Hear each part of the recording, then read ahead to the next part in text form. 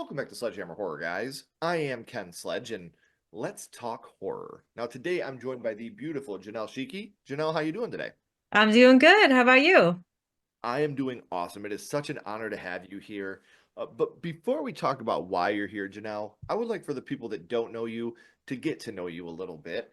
You are an indie horror author who has always had a love of writing and been an avid reader your whole life, being mostly inspired by the works of Stephen King and Clive Barker, two just really big juggernauts in the horror community.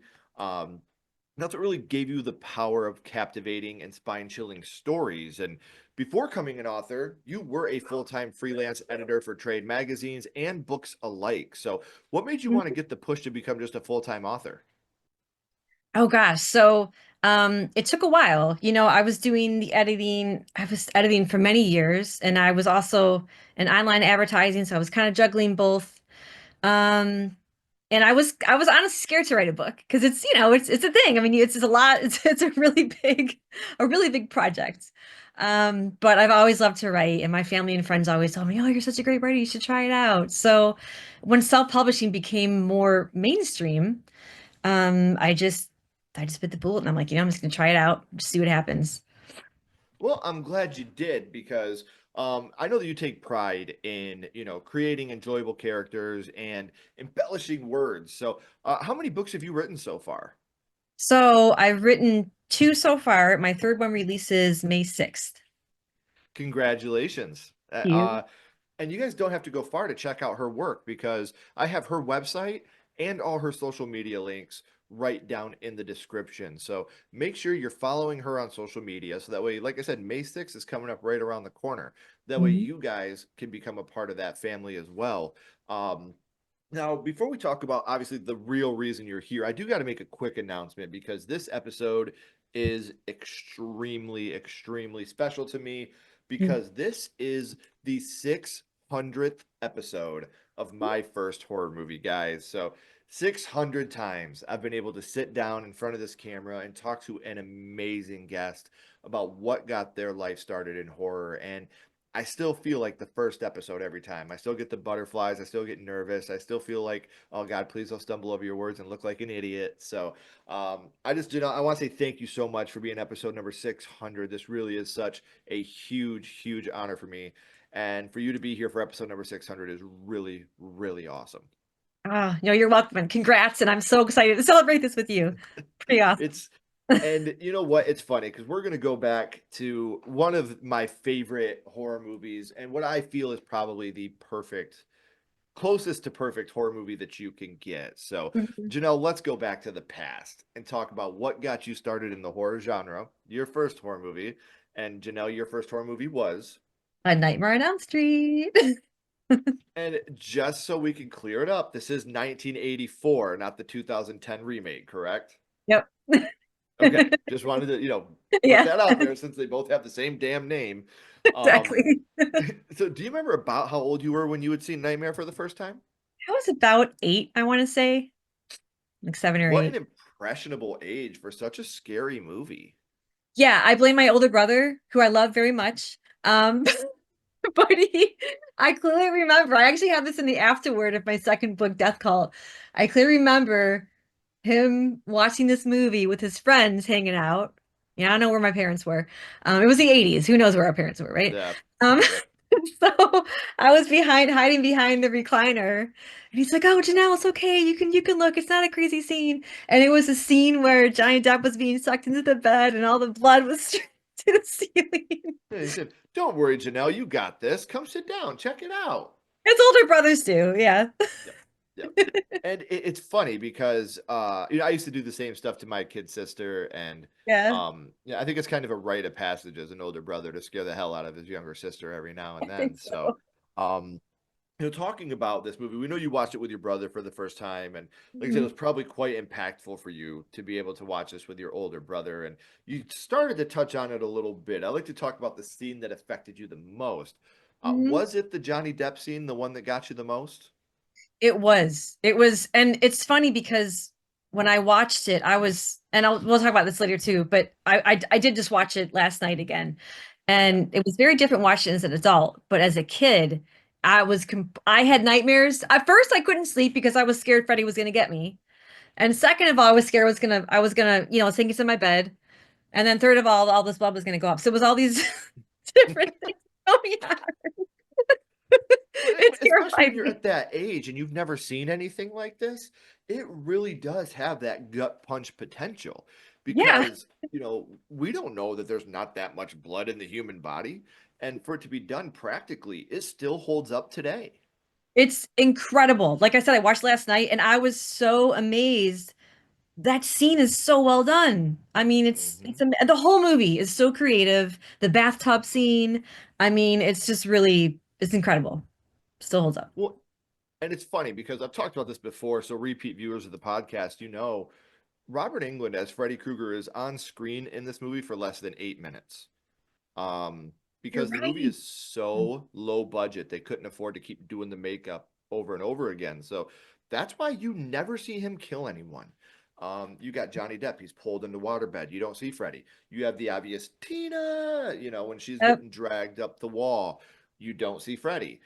When Jesus Garcia, when Rod is hanged in the jail cell, you don't see Freddy. So with all these moments, we forget that because the practical effects were so good and they really used the budget in the smartest way possible by not using Robert. I think that makes him more scary because he doesn't have to be seen in order to get you. So I think Mm, that's something that makes A Nightmare on Elm Street very, very special. I think so too. And his laugh is just every time he speaks, it's really terrifying still. Hmm. Hey, Tina, watch this. Watch this.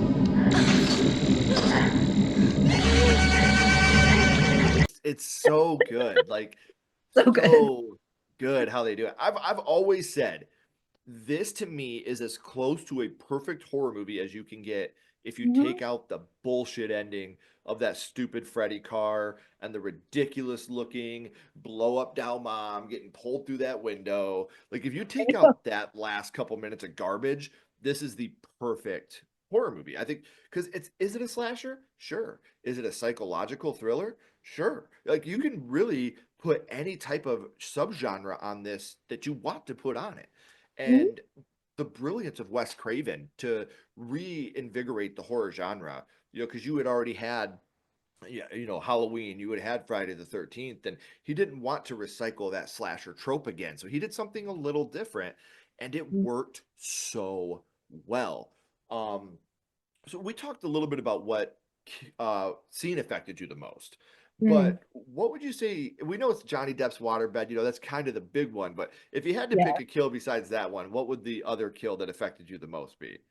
I mean, definitely Tina. Tina was honestly, it was still horrifying. I mean, watching it last night, I was like, oh my God, that's really scary stuff. Hmm. It was so, and like you said, practical effects. I mean, it was so well done. Just the way they filmed it, I don't even know how, but I don't even know how they did it. But it's so well done. And yeah, that's definitely my second favorite. And it's such an amazing moment too. Like, because again, I love the fact that you don't see Freddy. So even Rod is like, "What the fuck is happening here? Like, well, what can I do? Like, you're just going up the Right, save wall. him. Yeah, like how can I save you? I don't know what the hell's happening." Um, and it really was, like I said, to me, I think this broke so much ground in what it was Mhm. trying to accomplish. And I don't know if you've ever seen it, but there's a deleted scene, and I really wish they would have kept this in the movie because I feel like it brings the anxiety and the fear so much closer to home. In the Mhm. deleted scene, which guys, I do have the link available in the description as well, you find out that Nancy's brother was killed by Fred Krueger. Glenn, Rod, Tina. They all had a brother or sister once. You too, Nancy. You weren't always an only child. And that's part of the reason why Oh, this family especially is so gung-ho about Fred Krueger because he had killed her brother, and I really feel like that was such an important thing that they should have when she's down in the furnace and she's getting the glove out and talking to Nancy yeah. about it. in the I'm deleted surprised. scene, that's where they talk about it, and it's such a great scene. Oh, that yeah, I really do love that scene. I love the flashbacks and it's just it was yeah, it was really well done. I mean everything about it. But that Yeah, was a cool scene. It was so tough. And I like her mother, you know, I thought she did a really good job, you know. I'd Um like to drink with her. yeah, right? She did love drinking. So, and this is a movie that, like I said, yes, this is a very scary movie. We've all gotten a little older, and we've learned a little bit of things. But what would you say your favorite scene from Nightmare on Elm Street is? Oh gosh. The bathtub scene is pretty cool. I really Yeah, do like how they shot that. I like how because you aren't expecting it, right? Um, I like how when she, you know, she comes out of it and she's just, you know, clawing the air and she's actually sucked into this void. And then when she's looking up, you see the rectangle above her. I thought yes, that was pretty cool. That was honestly one of my favorite scenes besides the Johnny Depp scene. And then it's just so creative, you know, like at the end when he kills her mom and then you know she's standing looking in front of the at her bedroom door and he kind of like you know kind of comes out of the bed with that sheet on his head and um there's that just rise, I write the rise the that's way what he it was rises, and yes, he it's cuts open so the sheet. good. It's so Yes, I good. love that. And Yeah. it's funny because the bathtub, like, I think another reason that moment is so scary is it's not like she gets in the bathtub and boom. Like you have that Yeah, moment of the glove coming up and coming that's towards her and another then great going scene. back into Yes. the water. Yeah. And then and when are you any more vulnerable than when you're in the bath or the shower? Like I think those are like Psycho, you got the shower scene. Yeah. And then right Yep. after you got the bathtub scene. It's like, hey, I'm naked, get away from me, you bastard. Um, Exactly. so I do agree with you. I think that that's a very vulnerable spot, especially when you're watching it as, a young 8, 9 year old, young lady that's starting to come into her own and starting to understand things that, are happening. Bath time especially is super scary. You know what I mean? So like we're just now getting from the bath to the shower, and now it's like I'm kind of glad I got away from those baths. That's scary shit. Um, so yeah, I completely agree with that. Now as we know, A Nightmare on Elm Street, it has encapsulated into a big franchise now. Mm. If you had to choose, what would you say your favorite movie from the Nightmare on Elm Street franchise is? Oh gosh. I mean, it's been so long since I watched all of them. Um, Gosh, I don't know. I mean, I still have such a, you know, such fondness of the original. Yeah, Um, I remember Dream Warriors. That's the God, which one is that? That's the second or third. Wait, which one is Dream Warriors? Okay, the third one. Yeah. Um, I remember liking the second one a lot. yeah. Second The one's third probably one the was the- darkest, in my opinion. Yes, the second one was the darkest, which is probably what I liked about it the most. Also he gets, and I haven't watched the second one in a long time, but I remember Freddy gets funnier as they go on. In the first one, he's Well, not that funny. two, he's still very dark, like no Yeah. humor whatsoever. And then once three hits, that's when you get like, Welcome to prime time, bitch! going. Yes, when he gets really, yeah. Three is still like scary Freddy, but funny Yeah. Freddy. And then four is just like, what are we doing? Four is probably my personal favorite just because of the amount of times that I watched it as a kid. Yeah. I'll have this nostalgia about it. But you watch it now and you're like, "Yeah, okay, this is goofy." And then you get to the Dream Child and Freddy's dead, and you're just like, yeah, they don't even give a shit anymore. Robert's like, Exactly. how much money? Yes, I'll do it. I'm in. I Um, know. but we touched on it very, very slightly at the beginning of the episode, but they in 2010 they had a remake to A Nightmare on Elm Street. Did Mhm. you watch the remake? And if so, were you a fan? I've watched a little bit of it. I didn't watch the whole thing. I know that's horrible to say because I'm a horror fan, but I didn't watch the whole thing. I was like, I wasn't jiving with it too much. Um, have you, I'm sure you, I know you watched the remake. What did you My think? opinion has changed dramatically on the remake. Yeah. When I had first seen it, I was like, this is absolute bullshit. This is total garbage. Mhm. Um, but as I got older, like the problems I had when I had first seen it, 20 or 15 years ago are still there. They Yeah. recycle a lot of the scenes from part one and with CGI and make it look like dog shit. It looks Mhm. really shitty. Um, But what I will say, and I've grown, now that I do this for a living, I look things more critically. I hated it because when I was younger, I was like, man, I can't stand this movie because Jackie Earle Haley that plays Freddy is just so gross and nasty, and I can't stand him. And then I got older, and I was like, you know what? Freddy Krueger's a child killer. Like, I'm not supposed to like him. Like, I'm Yeah. supposed to hate him. And Jackie Earle Haley made me hate the character. Every time he's on screen, I'm like, oh, you're fucking gross. Like, just get off the screen. I hate you so much. And I never felt like that with Freddy. Like, Robert Englund has so much charisma that you can't Does. hate him. Yeah.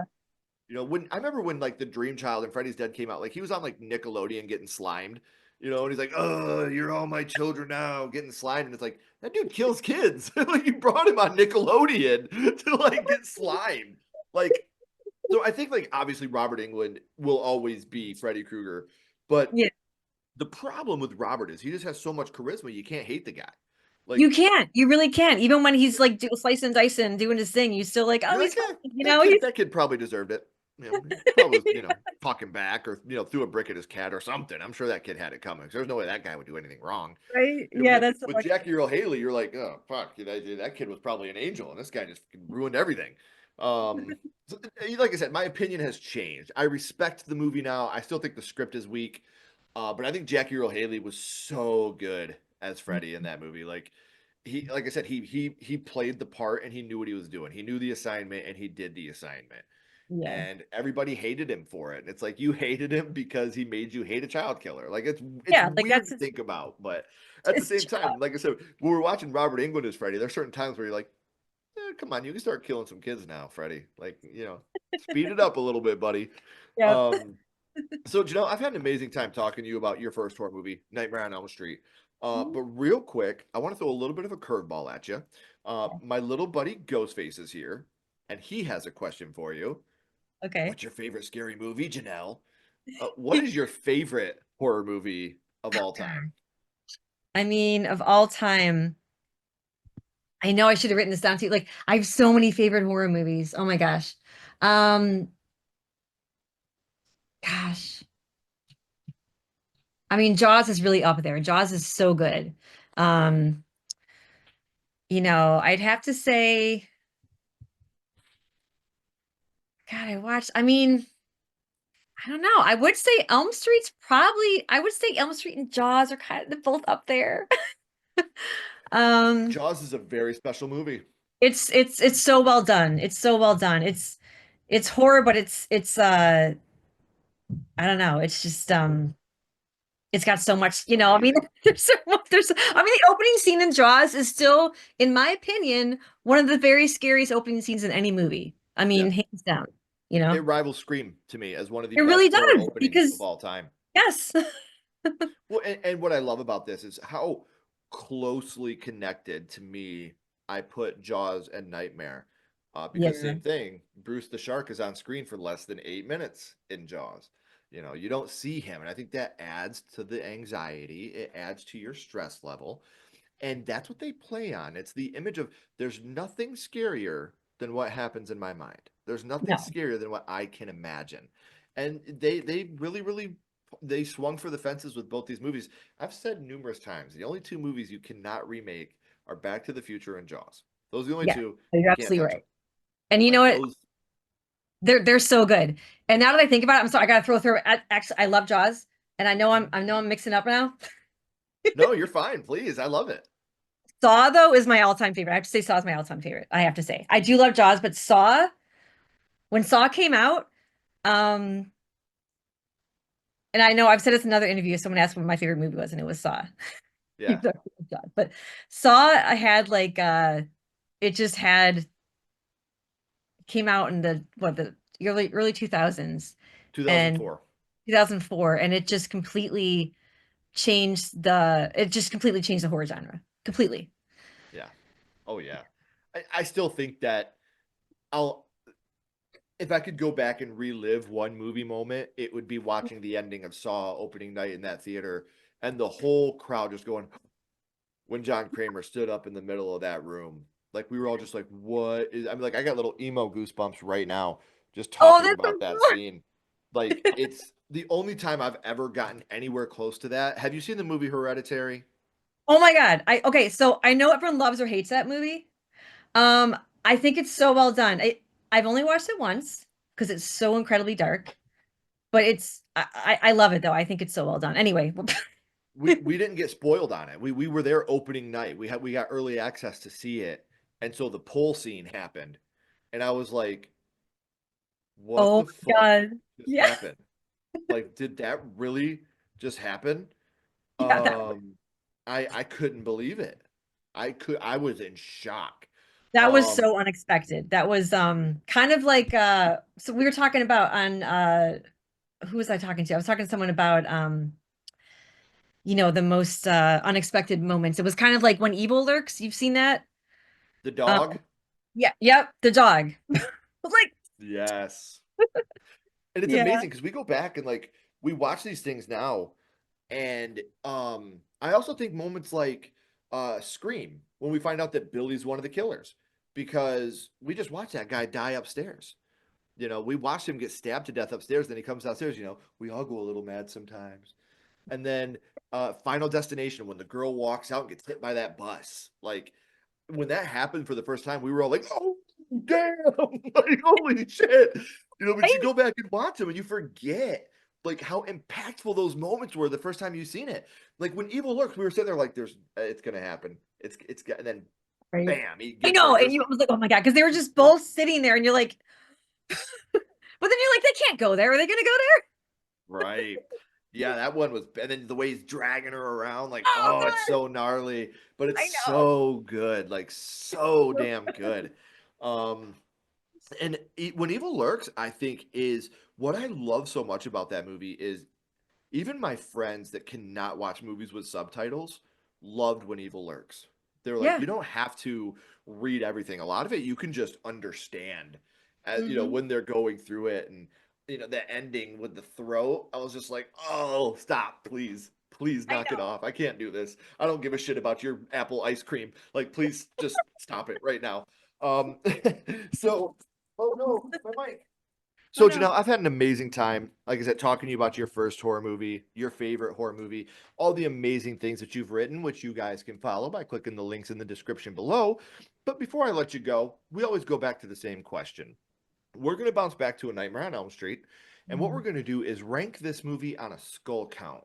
Now, we're not ranking this on acting, production, score, direction, nothing like that. We're not being critics. All we're doing, Janelle, is ranking this movie on how much it affected you on your first viewing. So, zero skulls being not effective, Mhm. five being extremely effective. You can use half and quarter skulls anywhere in the middle. Janelle, what would your ranking of A Nightmare on Elm Street be? I mean, definitely five. Got it. Definitely five. I mean, it's Got it. even now watching it again, I'm like, holy crap. This movie's like you said, it's really pretty much the perfect horror movie. It's Yeah. fun, it's scary, it's intense, it's creative. I mean, And it's cool. Like it's cool. you got when you were watching this for the first time when you're young, these are kids. It's kind of like that Scream thing. Like you're watching, like these are relatable kids. You got the badass greaser, the really pretty girl that's with him. Then you got the nerdy girl, and then you got Johnny Depp, who's the jockey guy that wears his jersey around, but he's so sexy. Like they're all relatable, cool characters when you're a young kid. And then Scream, Wes Craven did it again in Scream.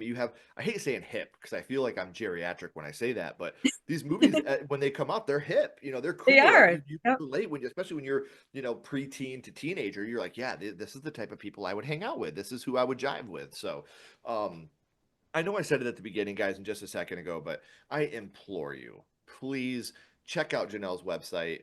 Please check out her work. She does an amazing job. I'm so honored I can call her a friend and so happy to have had her be episode number 600 on this podcast. That seriously is overwhelming to me that I was able to talk to her about this. Follow her on social media. Those links are also in the description because you know what?